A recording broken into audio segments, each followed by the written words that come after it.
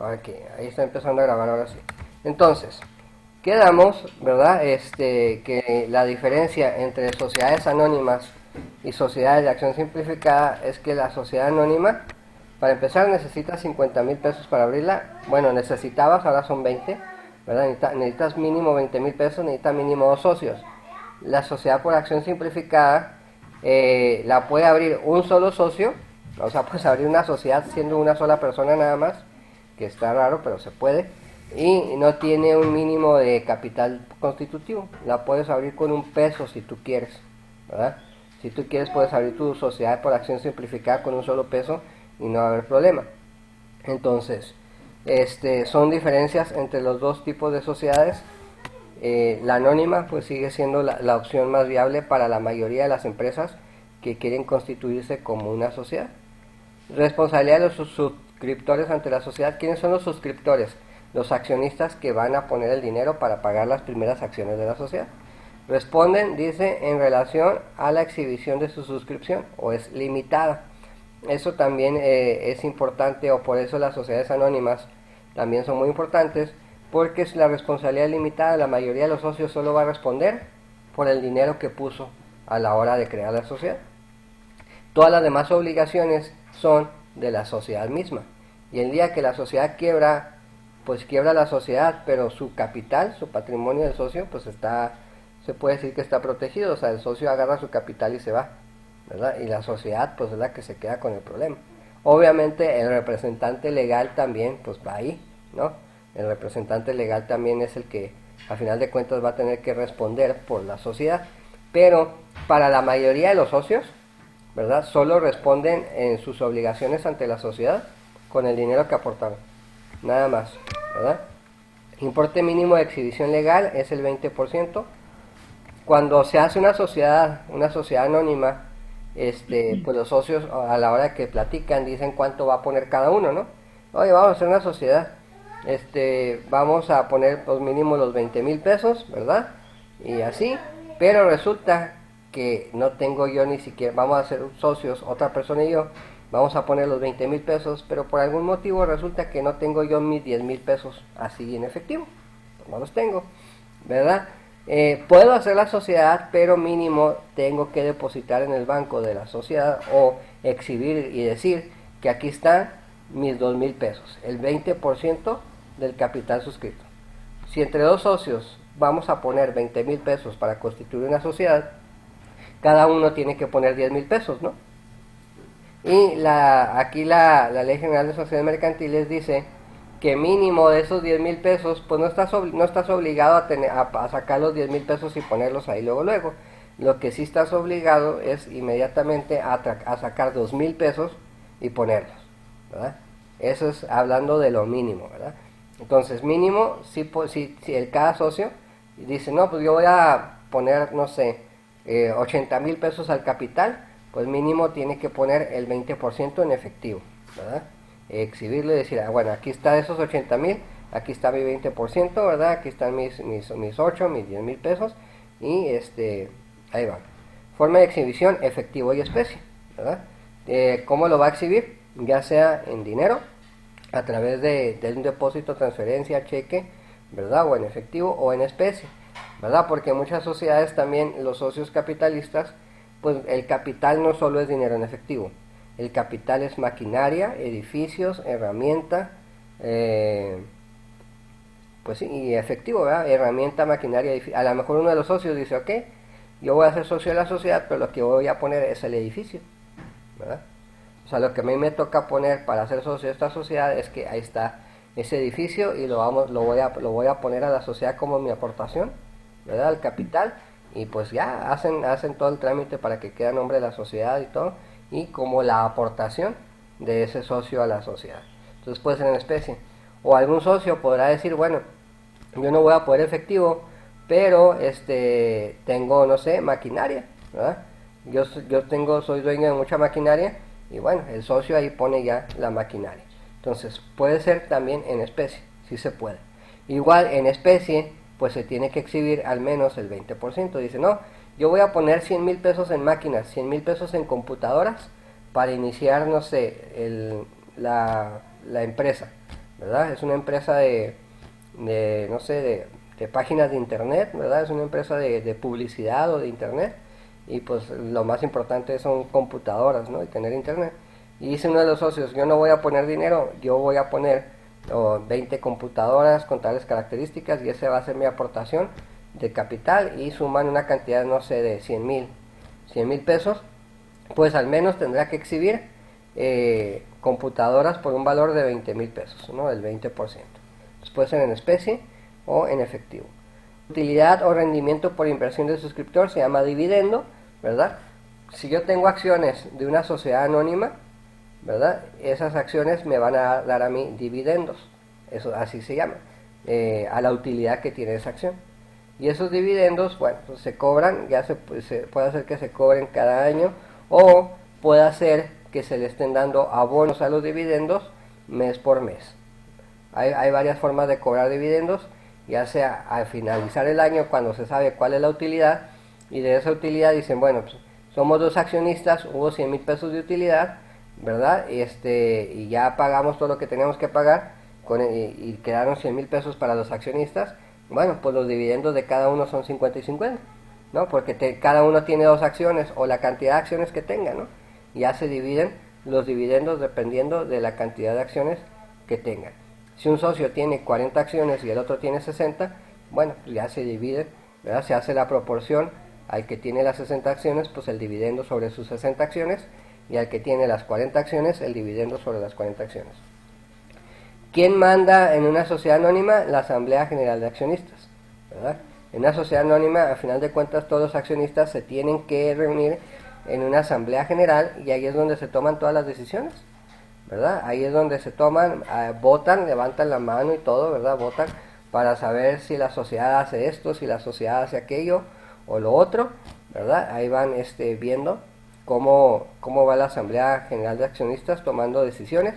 Y en la Asamblea General de Accionistas, pues, por ende, tiene que tener un órgano de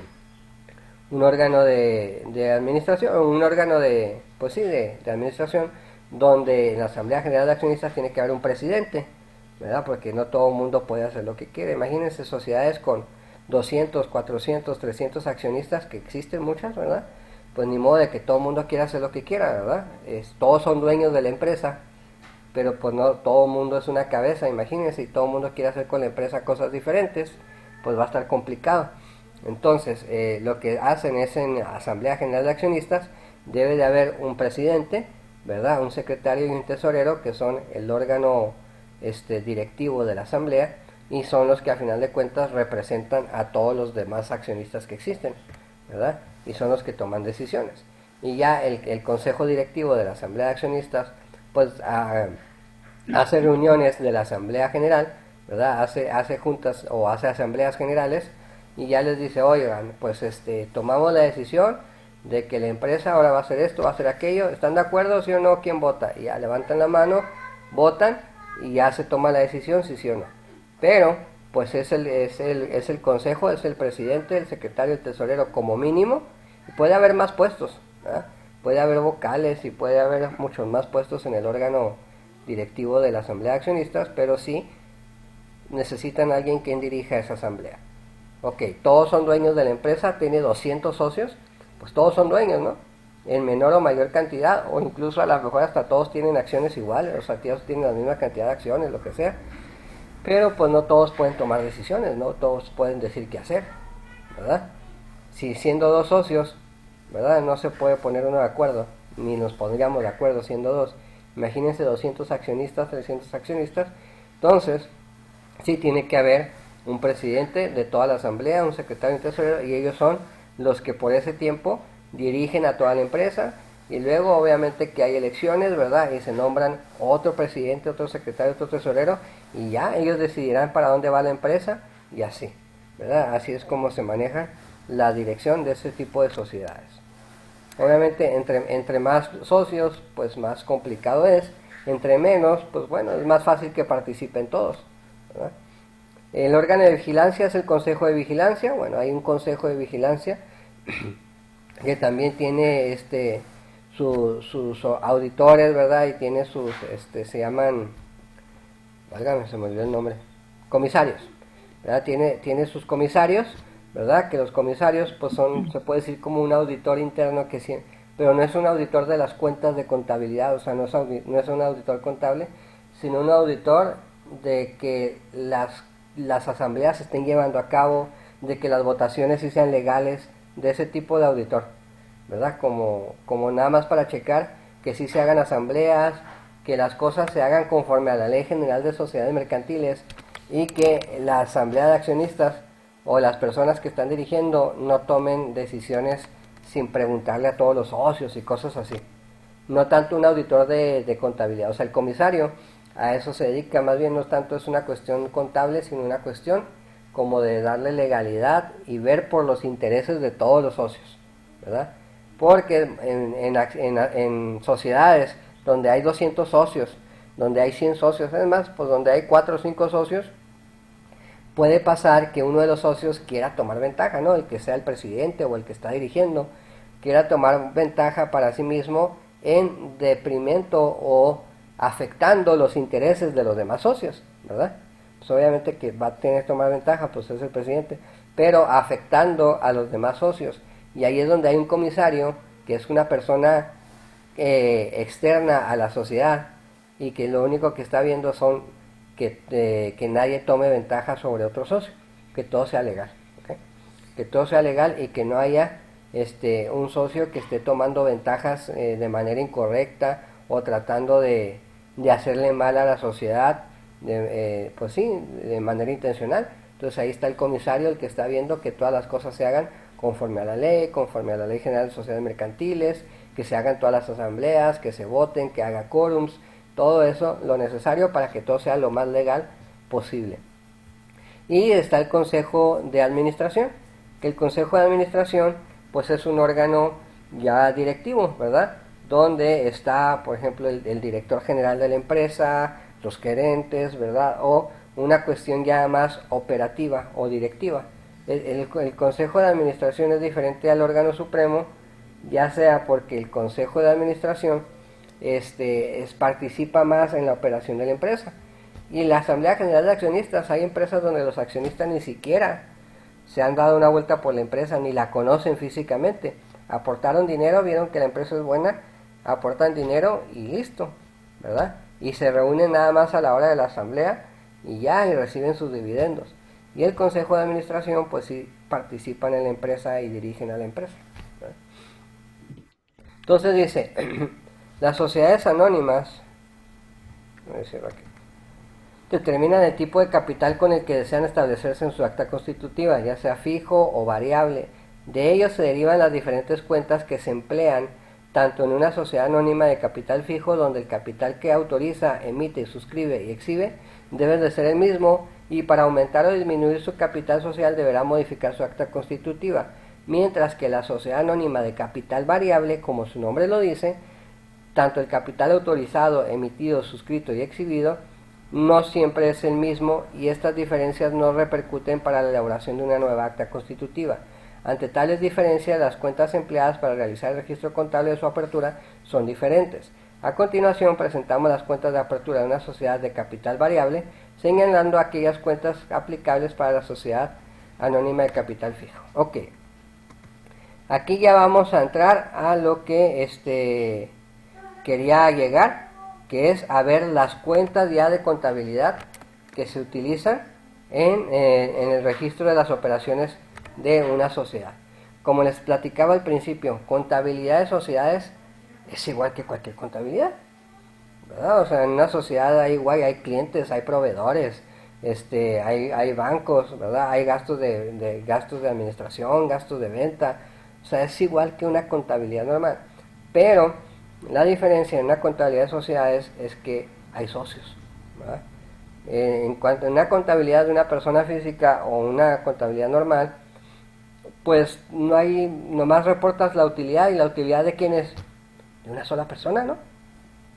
O sea, la utilidad es del dueño, la utilidad es de una sola persona, entonces pues no hay problema.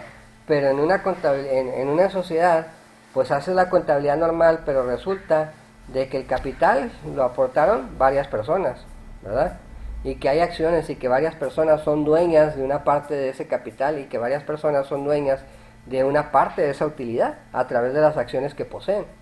¿Qué son las acciones? Las acciones son títulos de propiedad que le dan ¿cómo se llama? No encuentro la palabra.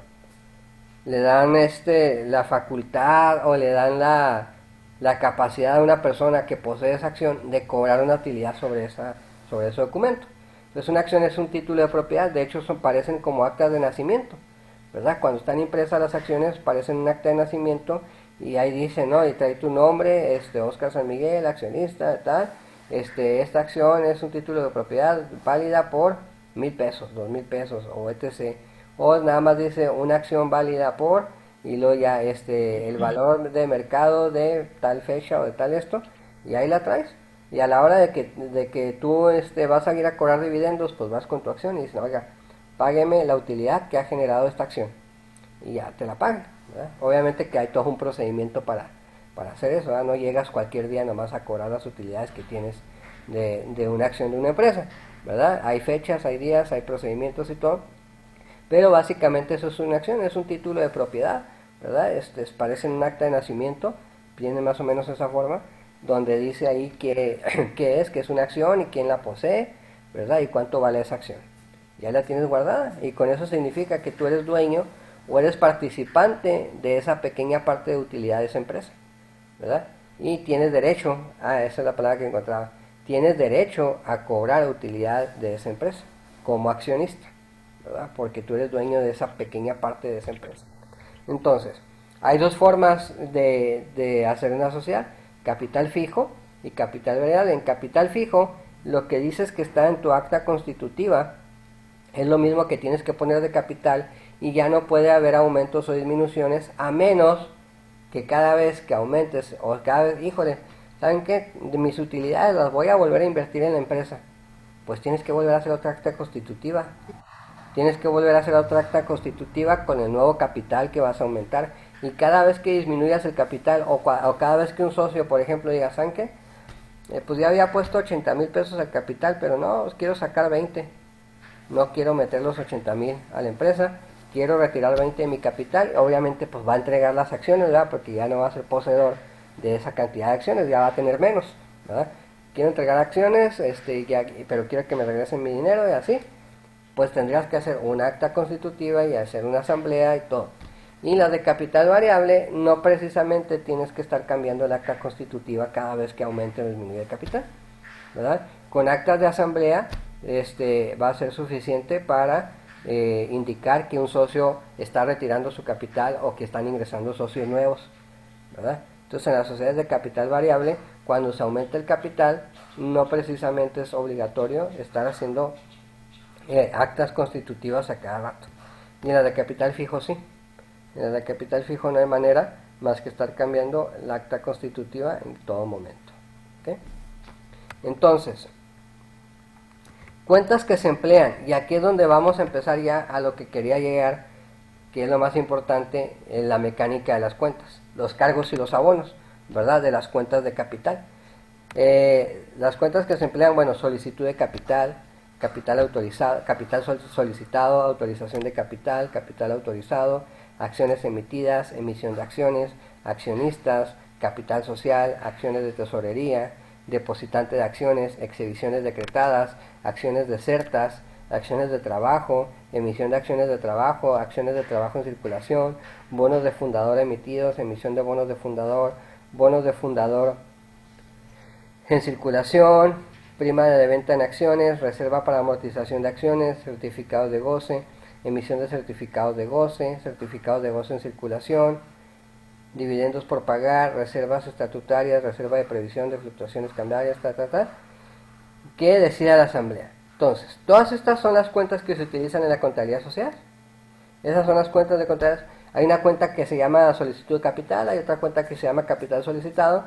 Entonces, de aquí en adelante, vamos a ver cuál es la naturaleza de todas estas cuentas, ¿verdad? Y aquí las que tienen asterisco aquí son cuentas que se utilizan también en una sociedad anónima de capital fijo.